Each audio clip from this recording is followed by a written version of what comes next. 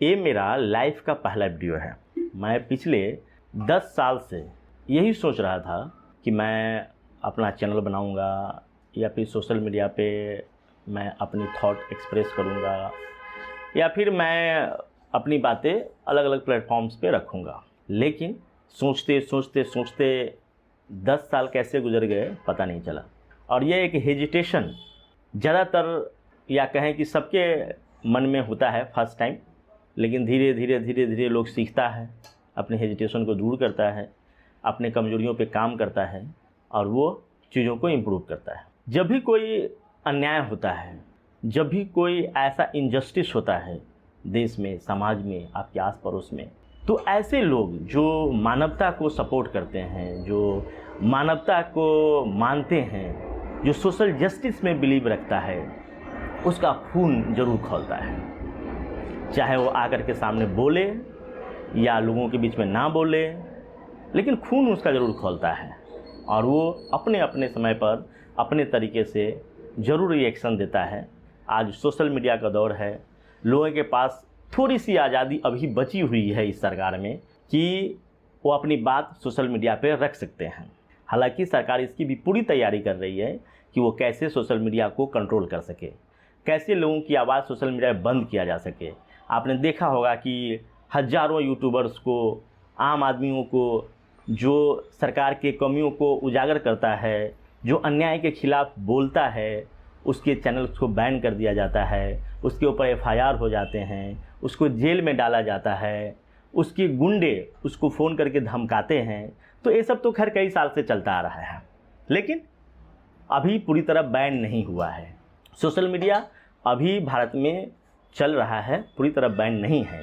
और शायद यही वजह है कि आज जहां पर स्टूडेंट को बर्बरतापूर्वक पीटा जा रहा है, मारा जा रहा है, किलिंग की प्रैक्टिस हो रही है कि कैसे इसको किल किया जाए, आज जगह जगह, चाहे वो छत्तीसगढ़ हो, MP हो, वहाँ पे लोग, या उत्तराखंड हो, लोग प्रोटेस्ट कर रहे हैं, गले में फांसी का फंदा लगाकर प्रोटेस्ट कर रहे हैं, चिता पे सो करके महिलाएं प्रोटेस्ट कर रही है अपनी ज़मीन को बचाने के लिए, अपने जंगल को बचाने के लिए, अपनी रोजी रोटी को बचाने के लिए।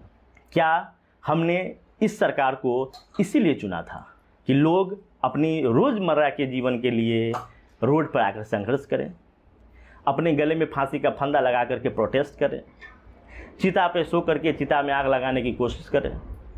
क्या सरकार हमने इसलिए चुनी थी? हमने अन्ना आंदोलन में बहुत बढ़ चढ़ के भाग लिया, ऑफिस से छुट्टियां ले करके हम अन्ना आंदोलन को सफल बनाए और हमने वो लड़ाई लड़ी। आप मेरे फेसबुक पर जाकर के देख सकते हैं कि उस समय हमने जो अपने पोस्ट किए थे, किस तरीके से हमने अन्ना आंदोलन में समर्थन किया और कांग्रेस सरकार को सत्ता से उखाड़ फेंका था, तभी दम लिया था। लेकिन उस समय हमें नहीं पता था कि हम जिस सरकार को सपोर्ट कर रहे हैं वो सरकार इतनी दमनकारी होगी, ये सरकार इतनी बर्बरतापूर्वक लोगों पे अन्याय करेगी, लोगों के भविष्य को ख़राब करेगी, हमें इसका अंदाज़ा नहीं था। आज देश जिस मोड़ पे है, आज देश जिस रास्ते पे चल रहा है, जिस तरीके से लोगों की ज़िंदगी, लोगों की पीढ़ियाँ ख़राब हो रही है, लोगों के भविष्य को बर्बाद किया जा रहा है, उसमें कहीं ना कहीं हम ही जिम्मेदार हैं। हमने 2014 में नरेंद्र मोदी और RSS को सपोर्ट किया, हमने उसको मौका दिया सत्ता में आने का, ये हमारा सबसे बड़ा भूल है।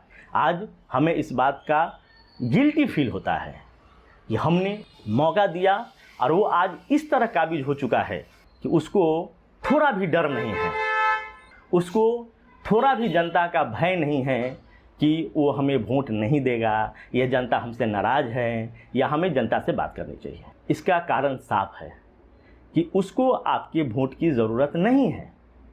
जिस सरकार को वोट की ज़रूरत होती है, जिस सरकार को जनता की ज़रूरत होती है, उस सरकार जनता की बात को सुनती है, जनता की बात को समझती है और उस पर बेहतर करने की कोशिश करती है। लेकिन ये सरकार गुंडों की सरकार है, दमनकारियों की सरकार है। अंग्रेज से जो सीख करके, ये इनके पूर्वज जो अंग्रेज़ों से सीखा, उससे बहुत बढ़ करके आप इतिहास में जाकर के देखिएगा, तो ऐसे लोगों का साथ अंग्रेज़ों के साथ रहा है, हिटलर का फॉलोअर्स रहा है। वो हिटलर से सीखा है, अंग्रेज़ों से सीखा है, लेकिन अंग्रेज में उस समय भी नैतिकता थी और आज भी उसके अंदर नैतिकता बची हुई है, और इतनी बची हुई है कि वहाँ सरकार अपने नैतिक जिम्मेदारी लेते हुए रिज़ाइन तक कर देते हैं। लेकिन हमारे देश में वो यूथ जो बढ़ चढ़ के इस सरकार को सपोर्ट करती है, जो बढ़ चढ़ कर के इस सरकार को वोट करती है, जो बेरोज़गार रह कर के भी इस नरेंद्र मोदी को सपोर्ट करती है, एक बार भी अपने नौकरी के लिए कोई प्रोटेस्ट नहीं किया है। आज भी जो प्रोटेस्ट हो रहा है दिल्ली में और देश के तमाम जगहों में, वो रोज़गार के लिए नहीं हो रहा है कि तुम मुझे रोज़गार दे दो। उसको पता है कि पिछले 15 साल में आपने एक ऐसी सरकार बनाई है, आपने एक ऐसा देश बनाया है जहाँ पे रोज़गार आपने ख़त्म कर दिया है। चाहे वो फौज हो, डिफेंस हो, एजुकेशन हो, चाहे वो किसी भी सेक्टर में हो, वहाँ पे जॉब को ख़त्म कर दिया है। दिन प्रतिदिन हमारी सेना कमज़ोर हो रही है, यह बात किसी से छुपी नहीं है। दिन प्रतिदिन एजुकेशन सिस्टम को ख़त्म किया जा रहा है, यह बात आज सब जानता है कि पूरे देश में पिछले 10 सालों में 1 लाख से ज़्यादा सरकारी स्कूलें बंद हो चुकी है। इससे कौन इम्पैक्ट हो रहा है? क्या पैसों वालों का एजुकेशन इम्पैक्ट हो रहा है, या आम आदमी, गरीब आदमी, मिडिल क्लास, जो लोग एफर्ट नहीं कर सकते हैं, जो एफर्ट नहीं कर सकता है प्राइवेट स्कूल एजुकेशन को, वो इफेक्ट हो रहे हैं? क्योंकि उसका नीति साफ है। उसका नीति साफ है कि अमीर को इतना अमीर बना दो कि गरीब उसके सामने खड़ा होने का हिम्मत नहीं करे।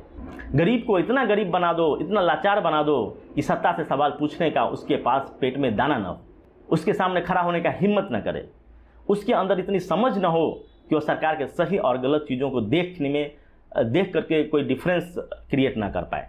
उसको 5 किलो अनाज दे दो, 10,000 रुपया दे दो, 5,000 रुपया दे दो और वोट ले लो। आज क्यों सरकार इतनी निश्चिंत है? वो इसलिए निश्चिंत है क्योंकि उसको पता है कि जो मास वोटर है वो मूर्ख है, वो पढ़ी लिखी जनता नहीं है। उसको कुछ पैसे दे करके बरगलाया जा सकता है, वोट लिया जा सकता है और वो सरकार बना लेगी। और सिर्फ सरकार वोट के जरिए नहीं बन रहा है, वो ईवीएम को हैक करके बन रहा है।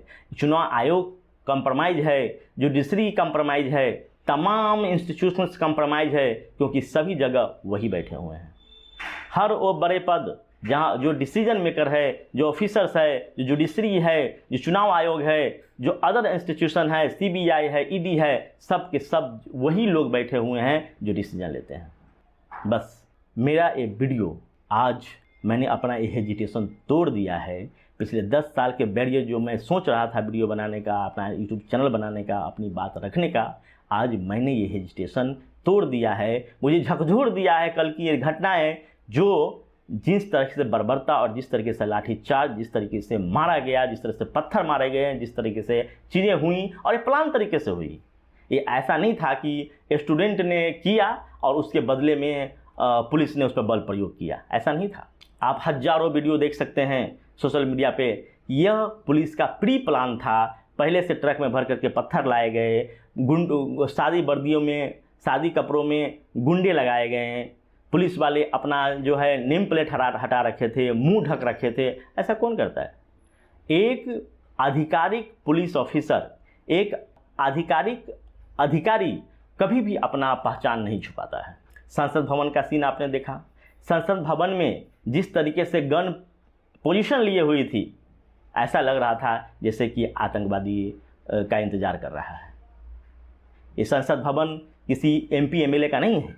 ये संसद भवन और ये संसद जनता का है। लोकतंत्र में जनता का होता है और जनता जब चाहे लोकतंत्र से सवाल कर सकता है, संसद से सवाल कर सकता है, नेताओं को गिरेबान पकड़ करके उसको कुर्सी से नीचे उतार सकता है।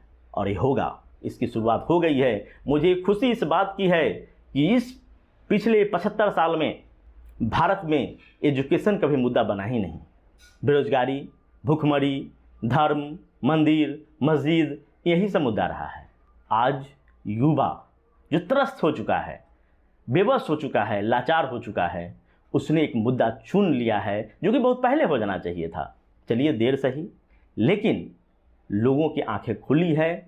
एजुकेशन सिस्टम को सुधारना है तो एजुकेशन को नेशनल मुद्दा बनाना पड़ेगा। जो आज बन गया है। मुझे खुशी इस बात की है कि आज यूथ एजुकेशन के लिए लड़ाई लड़ रहा है। एजुकेशन की लड़ाई शुरू हो गई है और यह लड़ाई जारी रहना चाहिए, तब तक जारी रहना चाहिए जब तक कि एजुकेशन सिस्टम सुधर नहीं जाता है, एजुकेशन सिस्टम ठीक नहीं हो जाता है और इस तरह के दमनकारी तानाशाह सरकार को कुर्सी से उतार नहीं फेंका जाता है। कितना ईवीएम हैक करोगे, कितने सीटें तुम चुराओगे, कितने एमपी एमएलए को खरीदोगे, कितने एमपी एमएलए को डरा करके अपने पार्टियों में लाओगे, कितने पार्टियों को तोड़ोगे, कितने पार्टियों को मारोगे। आखिर पाप का घड़ा एक दिन भरता ही भरता है और जिस दिन ये पाप का घड़ा भर जाएगा उस दिन तुम्हें 2 मिनट नहीं लगेगा सत्ता से घसीट करके ज़मीन पर फेंकने में। ये वो जनता है जो भुखमरी, लाचारी, बेबसी इन सभी से लड़ते हुए तुम्हें अपना जगह जरूर दिखाएगी। जय हिंद, जय भारत।